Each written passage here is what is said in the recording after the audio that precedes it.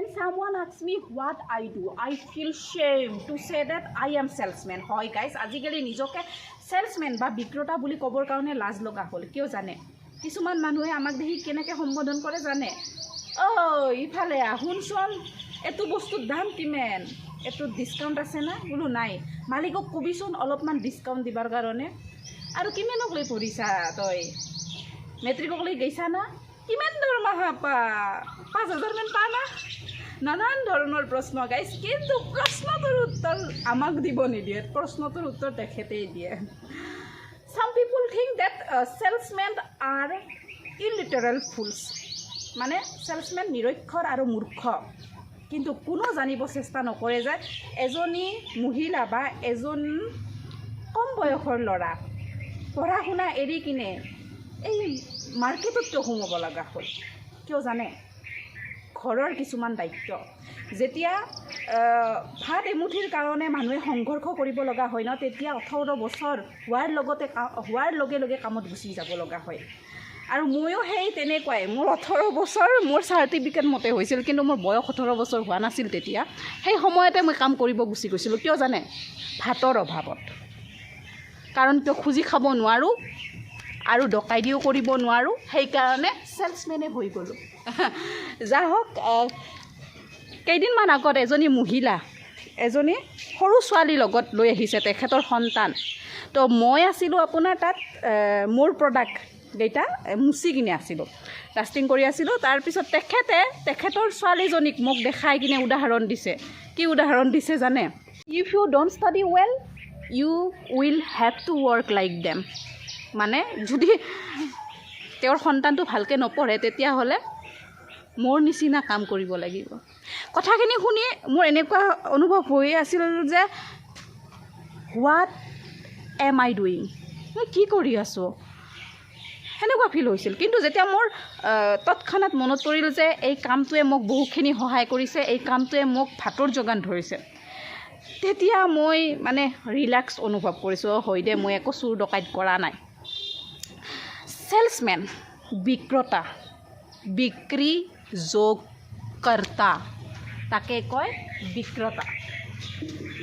Salesman এজনীৰ বা এজনৰ বহুত কাম থাকে। তাৰে ভিতৰত থাকে আপোনাৰ ডাষ্টিং, তাৰপিছত ৰিকভাৰী, ৰিপ্লেচমেণ্ট, কাষ্টমাৰ ছাৰ্ভিচ, আৰু মোৰ এটা কাম থাকে আপোনাৰ এই ৰিপৰ্টিং কৰা। ৰিপৰ্টিং কৰাটো বাদ দিয়ক। ডাষ্টিং থাকে, ৰিকভাৰী থাকে, ৰিপ্লেচমেণ্ট থাকে আৰু কাষ্টমাৰ ছাৰ্ভিচ। আপুনি ঘৰত যিটো বস্তুৰ কথা ভাবি অহা নাছিল, সেই বস্তুটো দিয়াৰ দায়িত্ব আমাৰ। আপোনাৰ মনটো ছেকেণ্ডত চেঞ্জ কৰাৰ দায়িত্ব আমাৰ।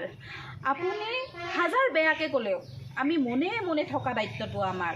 আপুনি একদম খঙত চটবটাই থকাৰ পিছতো বা আমাক মাৰিব অহাৰ পিছতো আপোনাক লক্ষী বুলি আৰু আমি যে ফেঁচা তাক অনুভৱ কৰাৰ দায়িত্ব আমাৰ।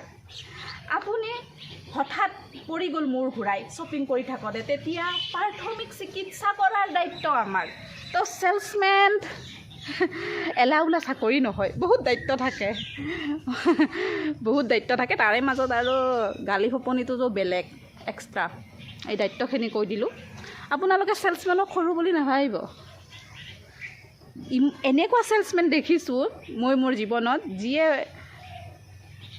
বহুত বেছি স্মাৰ্ট হয়। এনেকুৱা ভাষা নাই যিটো ক'ব নাজানে, কিন্তু তেওঁ আজি ভাগ্যৰ দুখতে বুলি ক'ম বা পৰিস্থিতিৰ দাগ বুলিয়ে ক'ম, তেওঁ আজি কৰি আছে সেলসম্যান। বেছি পইচা নাপায় সেলসম্যানে। কোনোবাই 10,000 টকা পায়, আৰু কিছুমানে পাব পাৰে দিয়কচোন। কিছুমানৰ ইনচেণ্টিভ থাকে, বাদ দিয়ক এইবিলাক। 10-12 হাজাৰ, 8,000, কিছুমানে 8,000তো কৰিছে। তাৰ মানে এইটো নহয় পইচা কম পাইছে যে, পইচা কম পোৱাৰ কাৰণে এইটো নহয় যে তেখেতে একো নাজানে, একো নলেজ নাই, মূৰ্খ, সেনেকুৱা একো নহয়। বহুত জ্ঞান আছে সেলসম্যানৰ। কেতিয়াবা আহিবচোন মনৰ কথা পাতিবৰ কাৰণে। কিন্তু বহুত কাষ্টমাৰ এনেকুৱা আছে যায়ে আমাক বুজিও পায় দিয়কচোন। ধুনীয়াকৈ সোধে, কি খবৰ, ভালে আছা, তোমাক লগ পাই ভাল লাগিল, এনেকৈ কয়। ইমান ধুনীয়াকৈ কথাবিলাক কৈছা, ঘৰৰ যেন অনুভৱ হয়। সেনেকুৱাও কাষ্টমাৰ আছে। ইভেন কিছুমান এনেকুৱা কাষ্টমাৰ আছে যিয়ে মোক নেদেখিলে মানে এই তাই ক'ত কিছুমানেতো এনেকৈ সোধে এই যে ক'লাকৈ লগা ছোৱালীজনীও ক'ত বোলে তাই আজি অহা নাই নেকি এনেকৈ কয়। তাৰপিছত মোক আৰু কলিগবিলাকে কয় আৰু এই এনেকৈ আহিছিল কাষ্টমাৰ তোৰ কথা সুধিছে। ভাল লাগে তেতিয়া, ভাল লাগে। টকা পইচা নিদিয়ে কিন্তু যে এই যে মোৰ খবৰ কি সুধিবলৈ বা জানিবলৈ ইচ্ছা কৰে সেইটোৱে ভাল লাগে জানেনে। কিন্তু সেইদিনা যে মহিলাগৰাকী ক'লে যে তই যদি ভালকৈ নপঢ়াই তাই নিচিনা কাম কৰিব লাগিব, মোক বহুত বেছি দুখ দিছে, বহুত বেছি দুখ দিছে। হয়তো তেখেতে সেই এষাৰ কথা মোৰ ওচৰত নকৈ তেখেতে ঘৰত যাই ক'ব পাৰিলে হয় বা কি ক'ম আৰু মানে বহুত বেছি বেয়া লাগিছে। আৰু তেখেতে কোৱাৰ পিছত যেতিয়া মই তেখেতৰ চকুলৈ চাইছিলোঁ তেখেতে এটা হাঁহি মাৰিছিলোঁ আৰু ময়ো এনেকৈ হাঁহি দিছিলোঁ। মই বেচেৰীজনীয়ে কথাখিনি বুজাৰ পিছতো নুবুজা ভাও জুৰিব লগা হৈছে। কিয় জানে, যদি মই কিবা এটা কৈ দিওঁ তেখেতেও যদি কিবা ইগত লৈ লয় তেতিয়াহ'লে বেয়া হ'ব নহয় কথাটো। মই নজনা হৈয়ে থাকোঁ দে, মই সেনেকৈ ভাবি কিনে একো নক'লোঁ। যা হওক, দুখীয়া হোৱাটো পাপ নহয় গাইজ।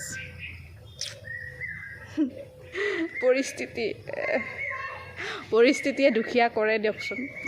সকলোৱে যদি সমান হয় তে কোনে কাৰ কথা শুনিব, কোনে কাৰ কথা মানিব।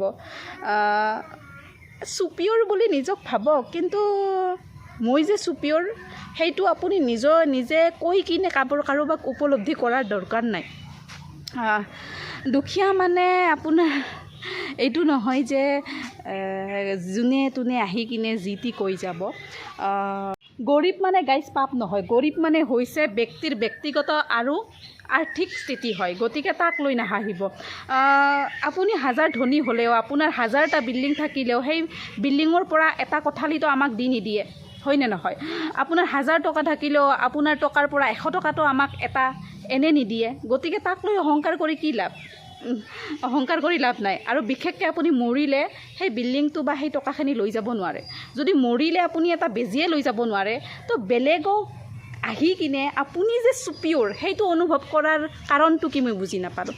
যা হওক, আজিৰ ভিডিঅ'টো ইমানখিনিয়ে। যদি ভিডিঅ'টো চাই ভাল পাইছে প্লিজ চেনেলটো ছাবস্ক্ৰাইব কৰিব নাপাহৰিব। আজিলৈ আহিছোঁ। সৰ্বে ভৱন্তু সুখী নহওক।